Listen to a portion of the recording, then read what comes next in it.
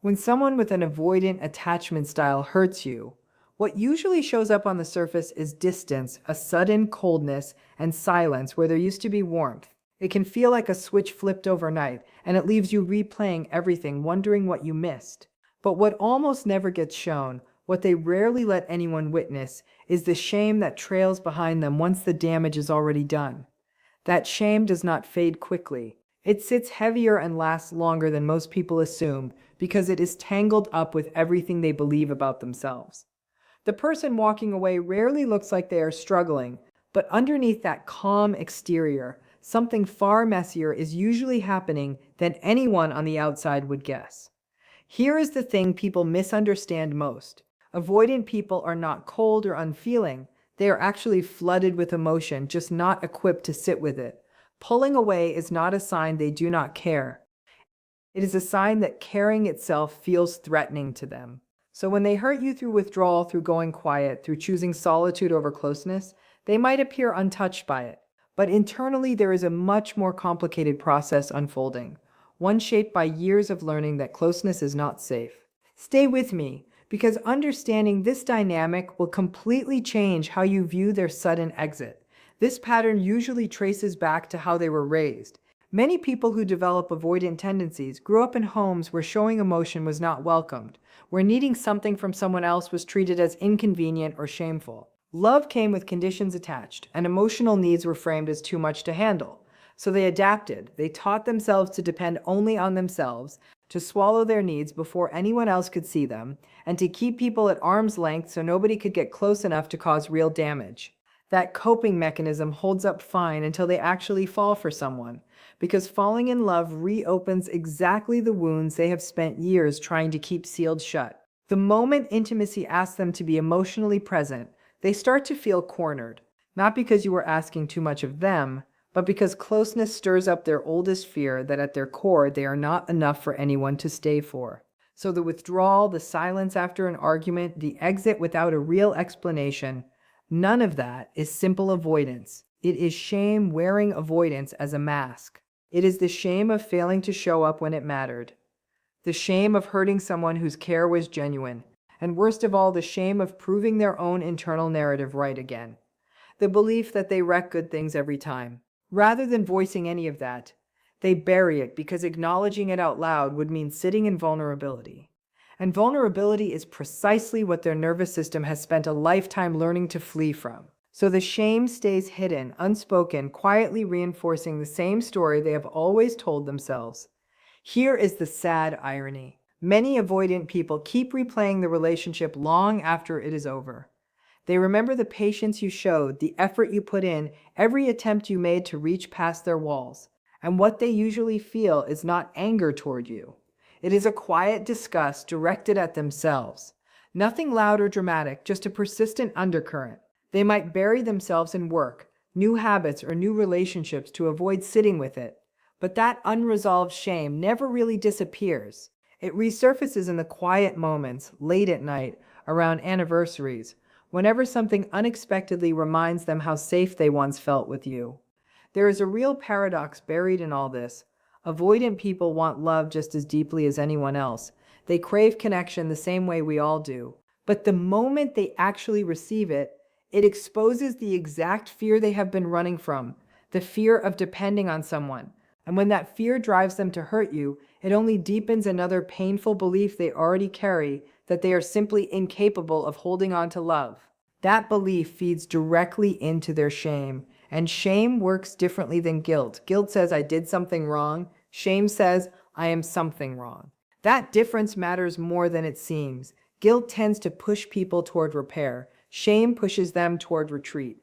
So you might ask, if they really feel all this shame, why do they not come back and try to fix things? The honest answer is uncomfortable. Repair demands emotional exposure. It means saying out loud, I was afraid, or I did not know what to do with what I was feeling, or I hurt you because I never learned how to stay.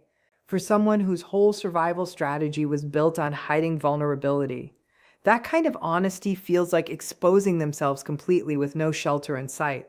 Pay close attention to what happens next, because this is where most people get trapped in endless waiting. So instead, they reach for the only coping tool they know, convincing themselves the breakup was rational, unavoidable, the only sensible outcome. But logic cannot actually erase emotion. It just puts it on pause for a while. Underneath that rationalization, many avoidant people privately know they hurt someone who loved them honestly. That knowledge does not just vanish. It becomes a weight they quietly carry into whatever relationship comes next, even if they would never say so out loud or admit it to anyone watching from outside. You will rarely see this play out visibly. They will not talk about it publicly or confess it to you directly, but it still shapes how they show up in future relationships. Some respond by digging deeper into avoidance, becoming even more self-sufficient and closed off than before. Others, especially if the loss genuinely hit them, start quietly questioning the patterns they have always followed. Either way, here is something worth holding on to for yourself. Their shame was never yours to carry or repair, no matter how much empathy you feel toward them. It is tempting to think that if you had just been more patient, more understanding, they would not have left. But their avoidance existed long before you entered the picture, and so did their shame. You were not too emotional, you were not asking for too much, you were simply asking for connection, which is something every healthy relationship needs. The fact that they could not consistently give you that does not mean your needs were excessive. It means they were fighting a battle inside themselves that you were never able to fully see or reach. Strangely enough, sometimes the only thing that actually forces an avoidant person to confront their shame is losing someone who truly loved them well. Not because loss is some kind of punishment they deserve, but because it removes the distractions they have been hiding behind. Once you stop chasing them, stop over-explaining yourself, stop trying to convince them to stay, they are left completely alone with their own patterns. And in that silence, without anyone else to focus on, their shame finally has room to rise to the surface, where they can no longer avoid it. That is the moment where real change becomes possible, but only if they choose to face it honestly. And that choice is entirely theirs to make. Some avoidant people do choose self-awareness. They seek therapy, start learning to name what they feel, instead of numbing it, and slowly come to understand that vulnerability is not weakness, it is actually strength. Over time, they begin rewriting the story they have told themselves for years. Others keep running instead, telling themselves they simply have not met the right person yet, never realizing the pattern will keep following them everywhere they go. That is because the real issue was never about the partner in front of them. It was always the unresolved shame they carried inside themselves long before that relationship even began. So, if an avoidant person has hurt you, hold on to this truth. Their distance was never proof that you were unlovable or hard to be with.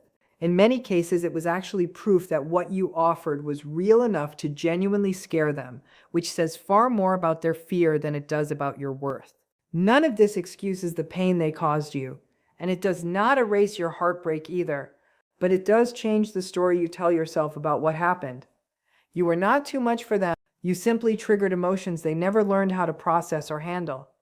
If you are finding clarity in this, keep listening, because what comes next is crucial for your own healing process. And the shame they are carrying now, quiet, invisible, something they will likely never say out loud, is real. It is not something that exists to punish them or balance some cosmic scale. It is simply the natural result of spending years running from emotional truth instead of facing it. Because eventually someone who keeps running from intimacy runs straight into themselves.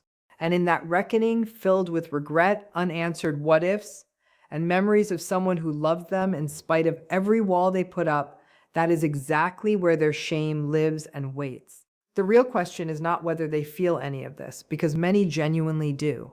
The real question is whether they will ever turn that shame into actual accountability and change. And that part, no matter how much you understand or empathize with them, has never been something you could control. It is worth sitting with some of these ideas a little longer because they explain so much of what is actually happening beneath the surface. Avoidant attachment is not a personality flaw or a character defect. It is a strategy the nervous system builds early in life, usually in response to a caregiver who was not emotionally available in a consistent way. The child learns that reaching out does not reliably get met with comfort, so they stop reaching. That is not weakness. It is adaptation. The problem is that the same strategy that once protected them as a child becomes the very thing that isolates them as an adult long after the original danger has disappeared. Then there is the difference between shame and guilt, which sounds subtle, but changes everything about how someone behaves after they have caused pain.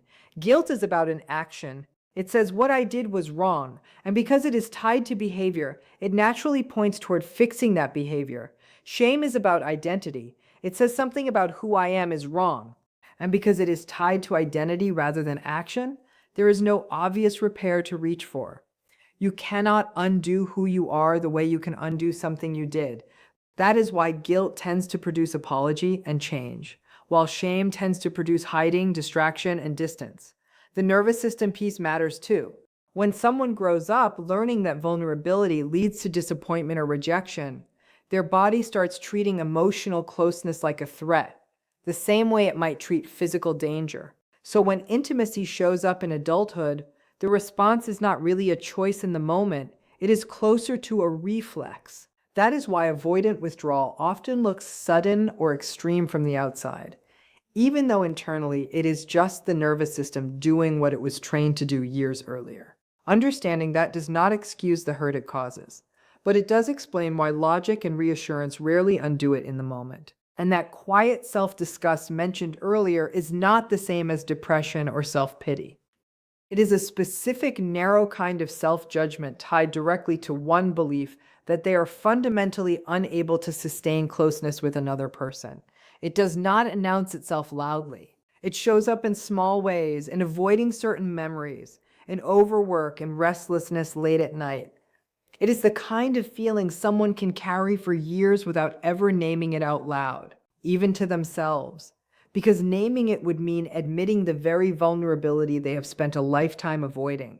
Think about how many times you tried to bridge that gap, only to be met with complete silence. One more thing worth understanding is what actually happens in the space after someone stops chasing an avoidant person. That absence is not just emptiness, it is information. As long as you are still reaching out, still explaining yourself, still trying to hold the connection together, an avoidant person has something to focus on outside of themselves. Your effort becomes a kind of buffer between them and their own discomfort. But once that effort stops, once the chasing ends, there is nothing left standing between them and whatever they have been avoiding.